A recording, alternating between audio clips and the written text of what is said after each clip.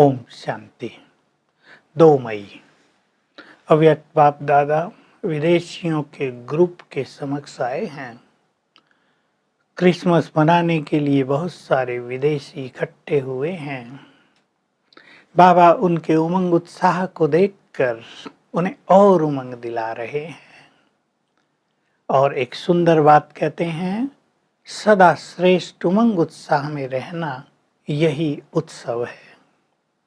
उत्सव तो मनाते हैं, क्रिसमस डे तो सब जगह मनाते हैं, लेकिन तुम रहते हो श्रेष्ठ पुरुषार्थ के उत्साह में, उमंग में। तो बाबा देख देख बहुत खुश हो रहे हैं अपने सभी बच्चों को। क्रिसमस ट्री बनाते हैं जिसमें चमकती हुई लाइट दिखाते हैं। बाबा कह रहे ये तुम आत्माओं की यादगार है। तुम इस समय बाप से इतने चमकदार सितारे बनते हो। तुम्हारी चमक बड़ी सबको आकर्षित करती है। उसकी यादगार में ये क्रिसमस ट्री में चमकते हुए सितारे बनाते हैं, बल्ब बनाते हैं। तो तुम बन भी रहे हो और अपनी यादगार भी देख रहे हो। बाबा विदेशियों को देखकर खुश होते हैं कि भिन्न भिन्न धर्मों में चली गई आत्माएं कैसे सहज ही निकल गई। जैसे कोई खोई हुई चीज मिल जाती है तो बहुत खुशी होती है। तो तुम बच्चों को भी खोया हुआ बाप मिल गया और बाप को भी तुम खोए हुए बच्चे मिल गए, तो दोनों को ही बहुत खुशी होती है। तो आज बाप दादा सभी बच्चों में 3 क्वालिटीज देख रहे हैं। अभी गहरी मुरली चलती है। एक है वर्णन करने वाले, ज्ञान भगवान से मिला है, उसको वर्णन करते हैं। वर्णन करने वालों को खुशी होती है, वे गायन योग्य भी बन जाते हैं। लोग वाह वाह करेंगे, कितना अच्छा समझाते हैं, कितना अच्छा भाषण करते हैं। और वर्णन करने की जो प्रैक्टिस है वो तो भक्ति काल से है। कथा सुनते सुनाते आए हो, भक्ति में बहुत कुछ सुनाते रहे हो, तो वो आदत भी है। तो यहाँ भी सुनाना, वर्णन करना बहुत अच्छा लगता है। और बाबा कह रहे जरूरी भी है, क्योंकि तुम्हें सबको ज्ञान भी देना है। लेकिन दूसरी स्थिति, इससे श्रेष्ठ मनन करना। जो ज्ञान भगवान से मिला है उसको मनन करके तुम अपना बना लेते हो और ज्ञान स्वरूप, धारणा स्वरूप, शक्ति स्वरूप और योग स्वरूप बन जाते हो। इससे तुम बहुत शक्तिशाली बन जाते हो, विघ्न विनाशक भी बन जाते हो। और जब तुम मनन करते हो तो ज्ञान के बल से तुम्हारी स्वस्थिति ऐसी अच्छी बन जाती है कि कोई भी परिस्थिति तुम्हारी स्थिति को हिला नहीं पाती है। जहाँ शक्ति है वहाँ माया से मुक्ति है। बहुत अच्छा महावाक्य बाबा ने बोला, जहाँ शक्ति है वहाँ माया से मुक्ति है। तो बाबा कह रहे मनन करना श्रेष्ठ स्थिति है। दूसरी स्थिति है, जैसे भोजन यदि हजम न हो तो उसे शक्ति नहीं बनती, वो केवल जीभ का स्वाद तक रह जाता है। ज्ञान भी अगर मनन नहीं किया जाता तो वो शक्ति नहीं बनता। तो बाबा कह रहे हैं ज्ञान मनन भी बहुत अच्छी चीज है। और तीसरी स्थिति है मग्न अवस्था। मनन करते करते मग्न हो जाना, ये सर्वश्रेष्ठ अवस्था है। इससे ज्ञान योग के सभी जो सुंदर अनुभव हैं वो जीवन में आ जाते हैं। तुम अनुभवों की अथॉरिटी बन जाते हो और बन जाते हो मास्टर ऑलमाइटी अथॉरिटी। बहुत ही सुंदर बात ये बाबा कह रहे हैं। मगन रहने के कारण संसार के कलयुगी वातावरण से भी मुक्त हो जाते हो। मनन करने वाले निर्विघ्न बन जाते हैं और मगन रहने वाले दूसरों के लिए भी विघ्न विनाशक बन जाते हैं। मनन करते मगन होते हुए कर्मातीत संपूर्ण स्थिति के समान हो जाते हैं। तृप्त आत्मा, संपूर्ण आत्मा, संतुष्ट आत्मा बन जाते हैं। तो ये पूजनीय बनने की स्थिति है। तो पहला है वर्णन करना। वर्णन करने वालों की जो आवाज है वो दिमाग तक पहुंचती है, लेकिन जो मनन करते हैं और मगन रहते हैं उनके ज्ञान की आवाज दिल में प्रवेश कर जाती है। तो वर्णन भी करना है।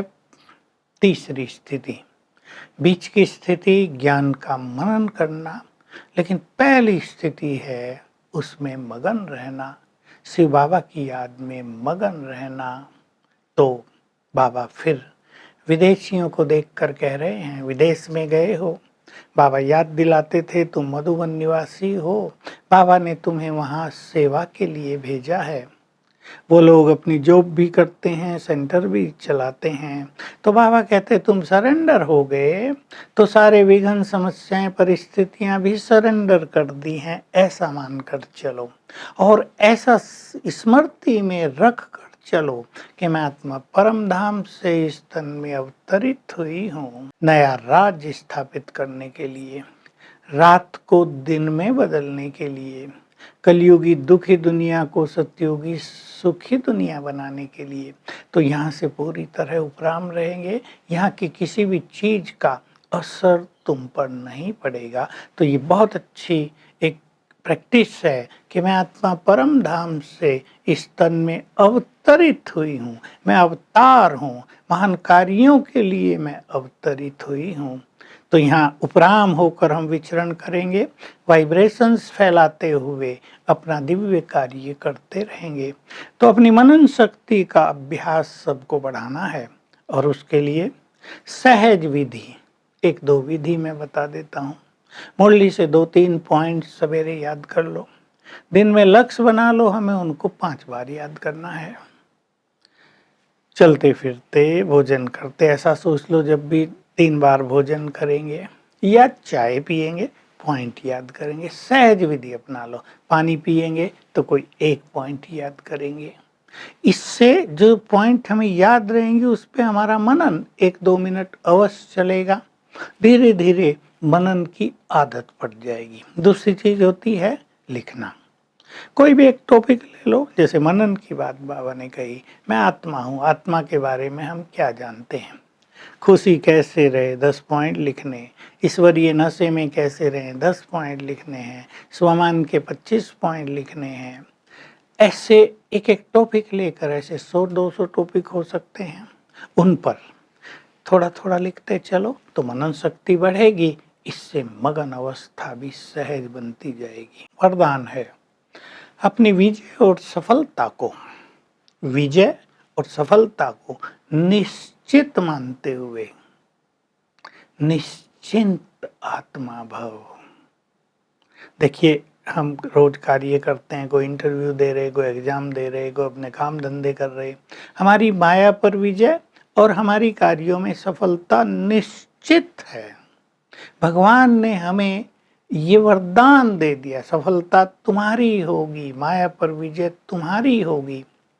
तो यदि हम इस निश्चय में रहेंगे तो सदा निश्चिंत रहेंगे, कोई भी चीज हमारे निश्चय को, हमारी निश्चिंत अवस्था को डगमगा नहीं सकेगी। स्लोगन है, हम कुछ सुनते हैं कुछ सुनाते हैं, यदि उसमें हम अपनी भावना और भाव को बदल लेते हैं तो वायुमंडल को खराब कर देते हैं। इसलिए हमें सुनना और सुनाना श्रेष्ठ भाव से करना चाहिए। तो आज हम अभ्यास करेंगे, मैं आत्मा परम धाम से अवतरित हुई हूँ इस देह में, इस संसार में शांति का साम्राज्य स्थापित करने के लिए। जैसे बाबा अवतरित हुए ब्रह्मा तन में, हम अपने को ऊपर से उतरता हुआ देखेंगे और शांति के वाइब्रेशंस फैलाएंगे। ओम शांति। To watch Peace of Mind channel videos on YouTube, subscribe us on youtube.com/tvpeaceofmind. Just a click for a peaceful life.